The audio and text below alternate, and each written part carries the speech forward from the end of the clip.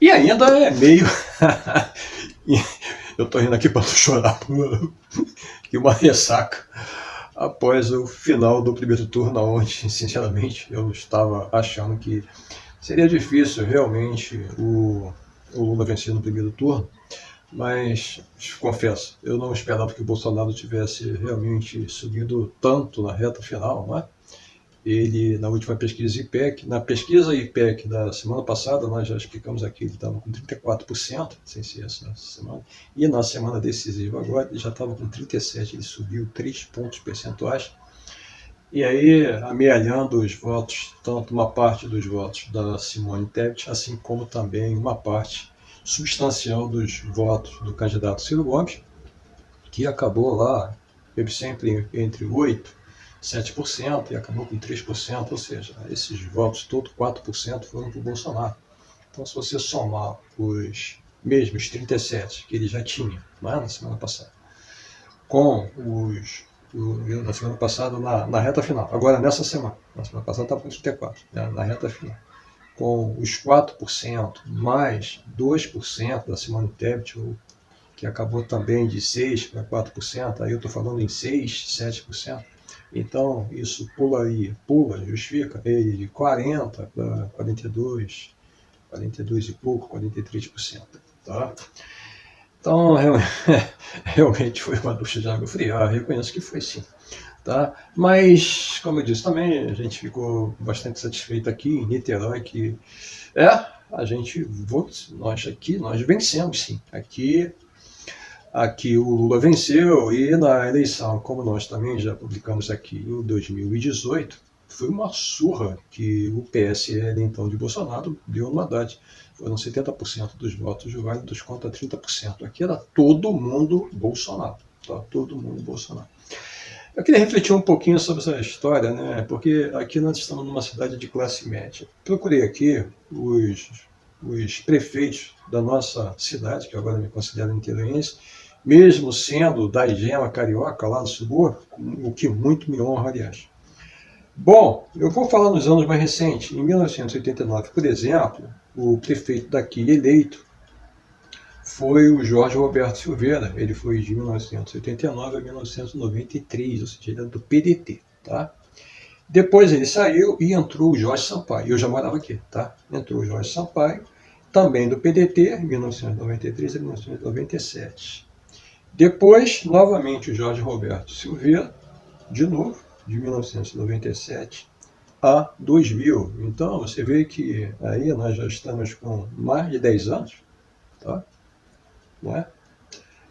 10 anos do Jorge Roberto Silveira, né, que terminou esse mandato dele em 2001, um pouquinho mais de 10 anos. Tá? Depois, nós tivemos, então, um governo aqui da prefeitura do PT, foi o Godofredo Pinto, aliás, foi meu professor no Instituto de Matemática da Universidade Federal Fluminense, no meu ciclo base de engenharia. Eu encontrei, inclusive, com ele, prefeito, aqui numa feira que existe aos sábados em Icaraí, uma feira muito antiga, muito frequentada, e falei com ele, professor, eu fui seu aluno, meu aluno, foi bem legal, meu aluno, claro que não lembrava de mim, evidentemente, foi bem bacana, meu aluno, que bom encontrar você, político, tipo, eu tô te reconhecendo, político. Ah, meu Deus, político. É político, né? Tipo, eu tô te reconhecendo. Eu, é claro, reconheci. Eu fui aluno dele. Aluno de uma cadeira chamada, vocês que estudaram com ele, sabem, Análise 33, Godofredo Pinto. É uma matéria difícil pra caramba, abstrata. E esse mandato, então, do professor Godofredo Pinto, ele terminou, então, em 2008, foi de 2005 a 2008, ou seja, eu estou falando de 1989 a 2008, só governo de esquerda, tá? Por enquanto, hein? Vai escutando, hein? Depois veio o Jorge Roberto Silveira de novo, tá? Foi de 2009 a 2012, ou seja, 3 governos de Jorge Roberto Silveira, que aliás foi um excelente prefeito aqui, tiveram algumas acusações pesando sobre ele. Mas acusações sempre tem, né? Ele é corrupto, não sei o quê, mas sempre vai ter isso, né? Acho que, na verdade, eu não acredito que tenha sido provado absolutamente nada contra ele. Então, 1989, 2012, PDT, PDT, PT, PDT, PDT, PDT, tá? Depois,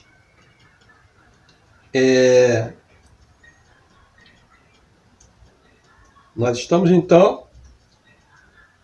Aí veio o Rodrigo Neves. E o Rodrigo Neves, então, que sucedeu, então, o Jorge Roberto Silveira, do PT. Então, o segundo mandato do PT depois de 1999, que foi de 2013 a 2016. E aí o Rodrigo Neves, muito esperto, já lá, né, mudando a Dilma caindo, né, ele pulou o Partido Verde e foi novamente eleito. Tá? Foi de 2017 a 2020. E depois, então, ele se candidatou, ele pulou para o PDT, ainda nesse mandato, tá? 2017 a 2020, e elegeu, então, o Grael, tá? Agora também do PDT de 2021, que continua ainda prefeito. Então, essas são as circunstâncias aqui de Niterói. Então, você vê que não é uma cidade ideológica, não é? Aparentemente, eu diria, não, 2018 vai ganhar em Niterói o Haddad, porque a história de 1989 até 2020, 21, 22 agora, 22, são governos do PT e do PDT. Não.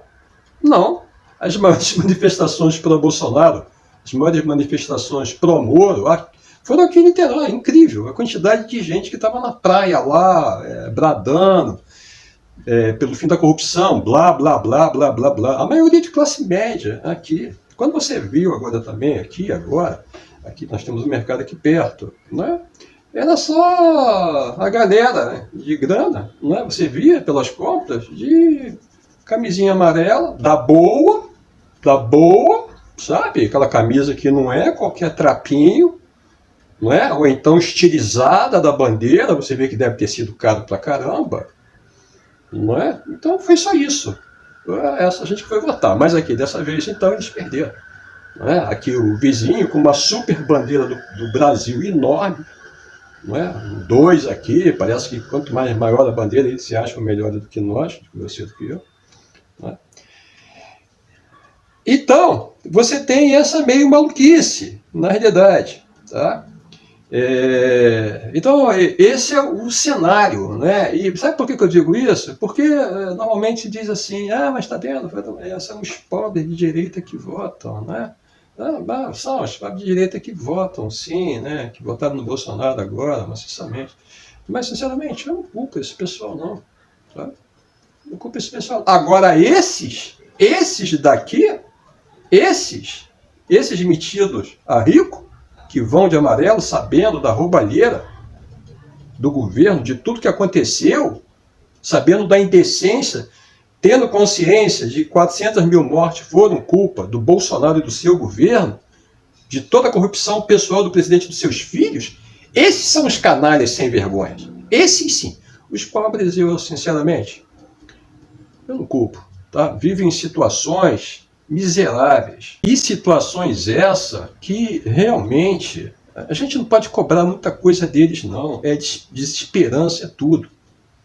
Entendeu? Então, sejamos justos. Agora, essa gente, votar de novo em Bolsonaro, sabe? Não. Negativo. Esses aí são os canalhas. Esses são os amorais. E esses, de fato, compõem a chaga real Bolsonaro, porque esses, de fato, entendem, são corruptos em essência, porque sabem da corrupção. Esses são desalmados em essência, porque têm consciência do quão desalmado, do quão cruel é esse homem que está em Brasília. Esses são tudo isso. E o pobre, que as pessoas querem agora criminalizar, tá vendo? O pobre de direita votou e aí o Bolsonaro venceu. Eu acho que não tem culpa, na minha opinião. E aí, eu cito até uma frase dita que eu acho muito injusta. A frase é o seguinte, é uma frase do Tim Maia. A frase do Tim Maia é cada vez mais atual.